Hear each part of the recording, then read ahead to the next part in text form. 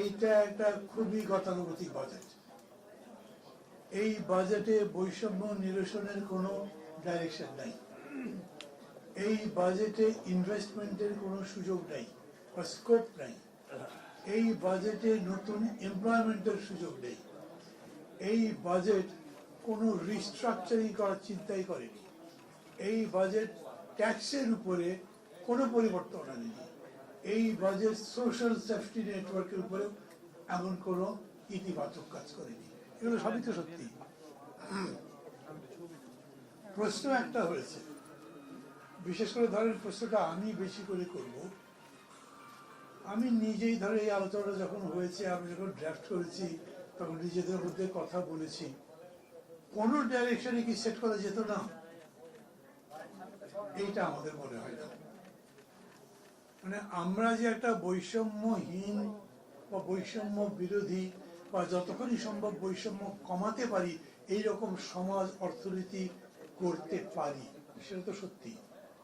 Over the years, এক বছরে হয়তো হবে না, একটা সরকারের আমলে হয়তো হবে না, কিন্তু সময় লাগবে। কিন্তু আপনি যখনই যাত্রা শুরু করছেন তখনই morning will show the day আপনি কোন দিকে যাবেন। এত যে বড় বড় কথা বলেছে সেটা করেনি। ডাক্তার মোশতাক বললেন না, এরা সবচেয়ে বেশি সংস্কার করে, অথচ বাজেটের মধ্যে কোনো সংস্কার নেই, অর্থনীতিতে কোনো সংস্কার নেই, টাস্ক ফোর্সের কোনো দাম নেই, পুলিশের কি সংস্কার হবে সেটা আমাদের জানতে দেয় না, শিক্ষার উপরে সংস্কারের প্রস্তাবনা নাই, কোনো কমিটি নাই। তো সংবিধানের সরকারটা কি? এত যে কথা বলছে এবং স্কাই হাই প্রেইজ করা হয়েছে, what a government, what a personality. মানে এটা তো দেখলেই মনে হবে চমক লাগার মতো।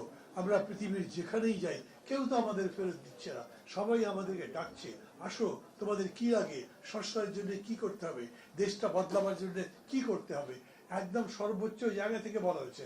অথচ দেখলেন এই পাচার করার অর্থ ফিরিয়ে আনবার জন্য ইংল্যান্ডে গেলাম, ইংল্যান্ডের প্রধানমন্ত্রী কি আচরণ করলেন? উনি ঠিক করেছেন নাকি আমরা যে গেলাম কোনো কথাবার্তা না বলে গেছি? কিরকম করে কি হলো? সব কিছু দেখে এখন এই প্রশ্ন করা যেতে পারে। এই যে ওই কারণেই না জানেন, আমি আগে আপনাদের বলেছিলাম বর্তমান রাজনৈতিক পরিস্থিতি বিষয়টা যুক্ত করেছি। আমরা প্রত্যেকবার যখন এটা করি তখন শুধু বাজেট বলি এবং আমরা সবসময় বলি কল্যাণ রাষ্ট্র গড়বার আলোকে বাজেট কেমন হয়েছে। কিন্তু এইবার রাজনীতির কথা বলেছি এই কারণে, একটা বিখ্যাত কথা আছে, politics is the commander of the society. অর্থনীতি বলেন, সংস্কৃতি বলেন, ক্রীড়া বলেন, যাই বলেন, রাজনীতি তার নিয়ন্ত্রক, রাজনীতি তার পরিচালক, রাজনীতি তার মেন্টর। এই রাজনীতিটাই যখন ঠিক থাকে না এবং যখন এরকম হয় যে কিছু কিছু মানুষ খুবই ভদ্রলোক, successful in their own life, in their own profession, কিন্তু রাজনীতি করে না, রাজনীতি করে না, তখন তিনি ব্যর্থ হতে বাধ্য। পরিস্থিতিটা সেরকম হয়েছে। তবে তারপরে আমি একটা কথা বলি, রাজনীতির দিকে যাই, একটা বরফ তো জমাট বাঁধার মতো হয়ে গেছিল। ভোটটা কি হবে? প্রধান দল এই দেশের বিএনপি বলেছিল ওই ডেটে কোনো নির্বাচন হতে পারবে না, ওই সময় হতে পারবে না। আর এদিক থেকে উনি এমন করে বলেছিলেন সব দল রাজি, ওই একটা দলই খালি বিরোধিতা করে।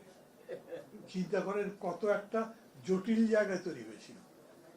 উই আর ভেরি হ্যাপি, আমি খুবই খুশি। আমি একদম প্রাথমিক রিয়াকশনই দিয়েছি, আমি মনে করেছি বরফটা গলতে শুরু করেছে, এটা দরকার ছিল। আমি যে সংস্কার বলছি, বিচার বলছি, যাই বলছি, কেন বলছি? কারণ আমি গণতন্ত্রে যেতে চাই, স্বৈরাচার উৎখাত করতে চাই। স্বৈরাচার উৎখাত হয়েছে, গণতন্ত্র নির্মাণ করতে চাই। আর গণতন্ত্র যদি নির্মাণ করতে চাই তার একেবারে প্রথম কন্ডিশন একটা কোয়ালিটি, সবার কাছে গ্রহণযোগ্য নির্বাচন অনুষ্ঠান করা। তো সেই নির্বাচন অনুষ্ঠান নিয়ে নিজেদের মতো আলোচনা নাই, সব ব্যাপারে ঐক্যমত্য লাগবে। এমনকি প্রধানমন্ত্রী দুইবার জায়গায় কি তিনবারে থাকতে পারবেন কি পারবেন না, সেটাও আমাদের ঐক্যমত্য ছাড়া কোনো কিছু করতে পারছি না।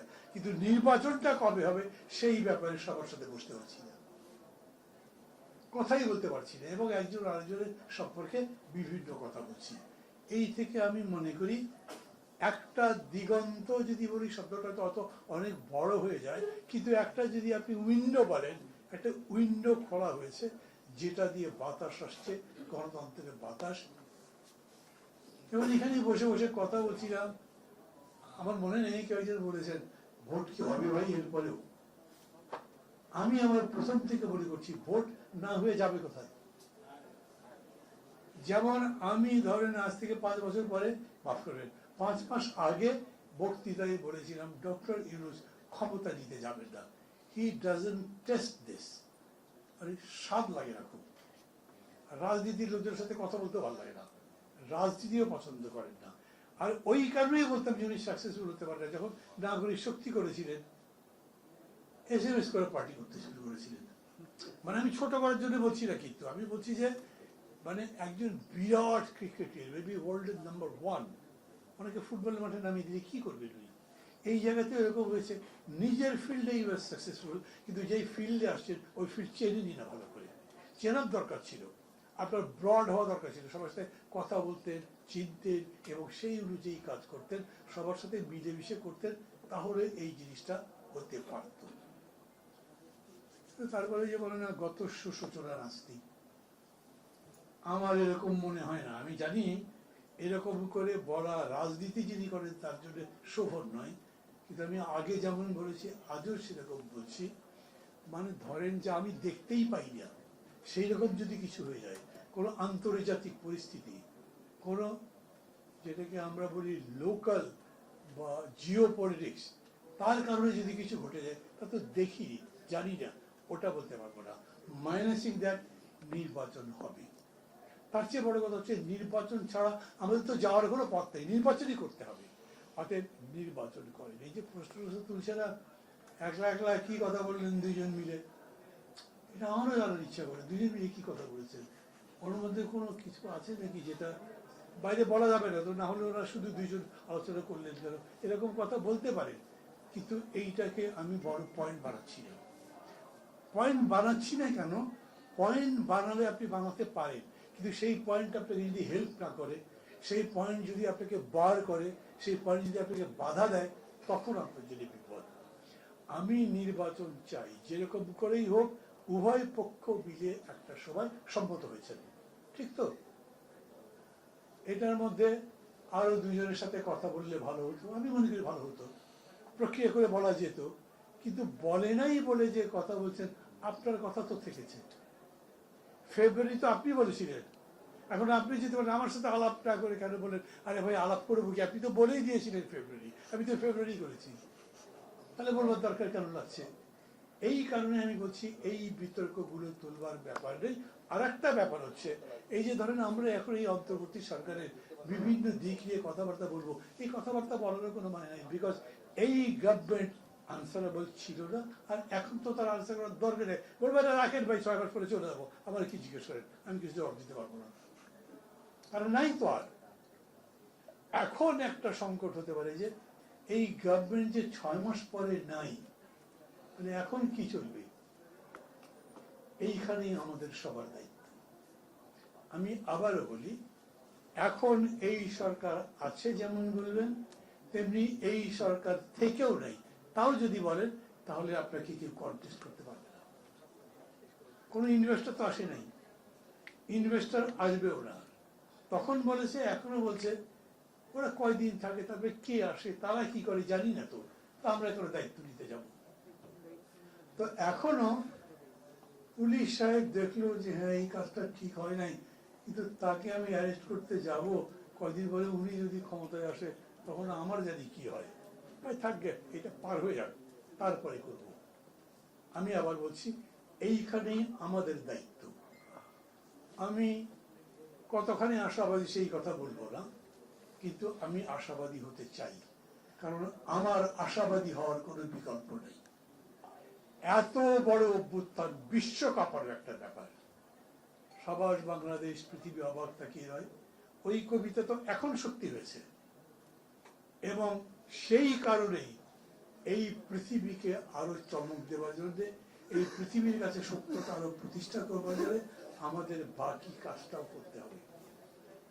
এই যে একটা কথা জানেন আমার মধ্যে খুবই স্ট্রাইক করে, যখন কেউ বলে আচ্ছা কি জাস্ট একটা ইলেকশন, এর মধ্যে কোয়ালিটিভ কোনো চেঞ্জ হবে না, তাহলে এতগুলো মানুষ জীবন দিল তার কোনো মূল্য নাই?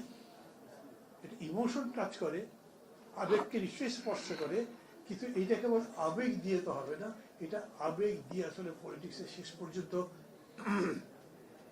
ডিসিশন করা যায় না, সেটা ঠিক হয় না। অতএব আপনাকে পদ্ধতিগত ব্যাপার বলতে হবে। এইখানে আমি আপনাদের জাস্ট দেখাই, এটা ভেতরে দেখার দরকার নেই। জাতীয় ঐকমত্য কমিশন গতকালকে আমাদের কাছে পাঠিয়েছেন, আমি মনে করি প্রত্যেকটা পার্টির কাছে এটা গেছে, প্রত্যেকটা পার্টির কাছেই গেছে যারা এই আলোচনায় ছিলেন। আগামী কাল থেকেই তারা বসবেন। কি জন্য বসবেন? সংস্কারে যে বলেছে না দৃশ্যমান করতে হবে, সেই জন্য 3টা এজেন্ডা আছে। পূর্বের অসমাপ্ত আলোচনার সমাপ্তিকরণ, ল্যাঙ্গুয়েজটা খেয়াল করবেন, পূর্বের অসমাপ্ত আলোচনার সমাপ্তিকরণ 1। দ্বিতীয়ত আছে 18 জুন পূর্বেকার অসমাপ্ত আলোচনা সমাপ্তিকরণ, এবং তৃতীয় দিনে একই বিষয় আছে অসমাপ্ত আলোচনার সমাপ্তিকরণ। এর মধ্যে এজেন্ডা যেগুলো আছে আমি পড়ছি না, যতগুলো জিনিস আটকে ছিল বা এখনো আটকে আছে সেই জিনিসগুলো তারা আলোচনা করবে। কালকে পরশু 3 দিনের মধ্যে বসতে তো সমাপ্ত হয়ে যাবে। আমি আমি বিনয়ের সাথে স্বীকার করে ভালো, আমি কেউ নই, আমি আমার মত তো দিয়েছি। আমি মনে করি যে বাবলু ভাই আছেন, সাইফুল ভাই আছেন, ওনারাও কেউ নন, ওনারাও তাদের মত দিয়ে দিয়েছেন, কিন্তু দ্বিমত করেছেন সালাউদ্দিন ভাইরা। ওনারা কালকে পরশু তরশুর মধ্যে এগুলো একমত হয়ে যাবে। তারা যে বলছেন যে দৃশ্যমান হতে হবে সংস্কার, কি দৃশ্যমান করবেন? বিচার দৃশ্যমান করতে পারবেন? বিচারকে ডিরেকশন দিতে পারবেন? পারবেন না, ওটা আমাদের নিয়মেরই বাইরে। আর জুলাই সনদ সম্পর্কে কথা লম্বা করে লাভ নাই। মনে আছে আপনাদের কেউ কেউ বলেছিলেন 15 বছরের কথা এত যে বলেন, খুঁটিও তো নিতে পারেন নাই, ওনারাই করেছেন। এখন কে করেছেন বলে বলবেন? কারো নাম থাকবে, কারো কথা বলা হবে, কাউকে অ্যাপ্রিসিয়েট করা যাবে? এখানেও বিতর্ক আছে। এই কারণে আমি বলছি, আমরা এরকম একটা পরিস্থিতিতে 9-10 মাসে সংস্কার বলেন, বিচার বলেন, সনদ বলেন, কোনো ব্যাপারে কোনো অগ্রগতি হয়নি। এই গভর্নমেন্ট কিচ্ছু করতে পারেনি। Politically achievement nothing. আগামী 4 মাস 5 মাসের মধ্যে নতুন কিছু অ্যাচিভ করতে পারবেন? Let's hope for that. কিন্তু যদি না পারি, তবু আমরা যদ্দূর নিতে পারি সেইটা নিয়ে মিনিমাম দিন হচ্ছে একটা fair election acceptable to all, এইটা করতে হবে। কারণ তারপরে যারা আসবে তাই করবেন। এখন আপনি বলবেন আরে সালাউদ্দিন সাহেব গেলে উনি কি করবে, ভাই মানুষ তো ভালো না বলে দিলেন, কিন্তু আপনি যে ভালো মানুষ একটা আনেন না, আপনি যে ভালো মানুষ এনেছেন তারা তো পারে নাই। অতএব আপনার যা আছে, ওই যে বললো আছে বস্তু দিয়ে বিচার, আমরা এই ট্রায়াল এন্ড এরর মেথড দিয়েই করবো। আপনি ইংল্যান্ডের গণতন্ত্র হিস্ট্রি পড়েন, ইউরোপের গণতন্ত্র হিস্ট্রি পড়েন, কত সংঘাত, গিলোটিন, ফাঁসি, কত কি হয়েছে, তারপরে তো দাঁড়িয়েছে। আমাদেরকে তো ওই ট্রায়ালটাই দিতে দেওয়া হয়নি। অতএব ট্রায়ালটা এখন দিতে হবে। এবং সেই জন্য আমি কথা এখন শেষ করতে চাইছি, সেটা হচ্ছে কি যে আমরা এই প্রক্রিয়ার মধ্যে যেতে চাই, গণতান্ত্রিক প্রক্রিয়া, এবং সেটা নির্বাচনের প্রক্রিয়া।